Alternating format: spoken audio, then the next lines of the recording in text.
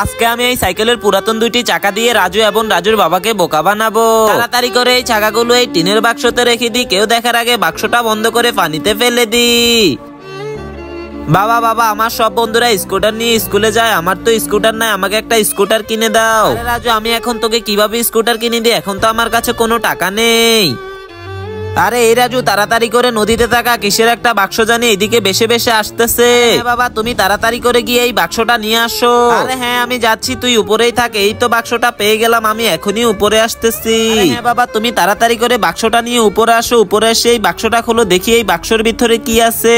তো বন্ধুরা, বাক্সটির ভিতরে কি রয়েছে তা দেখার আগে তুমি যদি মুসলিম হয়ে থাকো তাহলে ভিডিওতে একটা লাইক দিয়ে চ্যানেলটিতে সাবস্ক্রাইব করে দাও। এরপরে কমেন্ট বক্সে এই সুন্দর লাভ ইমোজিটা দিয়ে যাবে, দেখবো কার আগে কে ইমোজিটা কমেন্ট করতে পারে।